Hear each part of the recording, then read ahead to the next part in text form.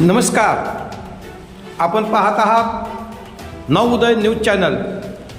ईश्वरपूर शहरात वाहतूक नियमांचे उल्लंघन करणाऱ्या अल्पवयीन वाहन चालकांविरोधात वाहतूक पोलिसांनी धडक मोहीम हाती घेत कडक कारवाई केली आहे. या मोहिमेत तब्बल 15 अल्पवयीन वाहन चालकांवर गुन्हे दाखल करण्यात आले आहेत. सांगली जिल्ह्याचे पोलीस अधीक्षक तुषार जोशी आणि ईश्वरपूर विभागीय पोलीस अधिकारी अरुण पाटील यांच्या मार्गदर्शनाखाली ही कारवाई करण्यात आली आहे. परवाना नसताना अल्पवयीन मुलांनी वाहन चालवल्यास संबंधित पालक किंवा वाहन मालकावर 25,000 रुपयापर्यंत दंड तसेच कायद्यानुसार कारावासाची तरतूद आहे. वाहन चालकाचा परवाना रद्द करण्याची प्रक्रियाही होऊ शकते.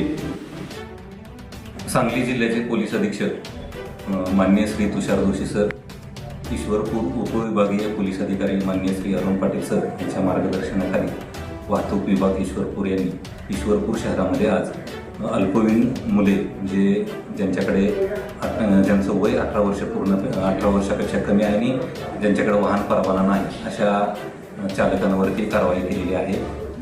एकंदर आम्ही 15 वाहन चालकांवरती कारवाई केलेली आहे. अल्पवयीन मुलांनी वाहन चालवल्यास कायदेशीर तरतूद अशी आहे की कोर्टामार्फत त्याला 25,000चा, त्यांच्या पालकाला किंवा वाहन चालक मालकाला 25,000चा दंड होतोय आणि दंड न भरल्यास 3 ते 6 महिन्याचा कारावास आहे.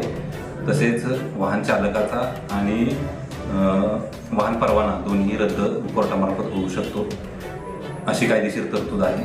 मी आपल्या मार्फतीने सर्व नागरिकांना विनंती करतो, आवाहन करतो की त्यांनी लहान मुलांना, ज्यांच्याकडे अधिकृत परवाना नाही अशा मुलांना वाहन चालवायला देऊ नये, ज्याच्यामुळे अपघाताचं प्रमाण कमी होईल आणि इतर होणारे अनर्थ टळले जातील. धन्यवाद.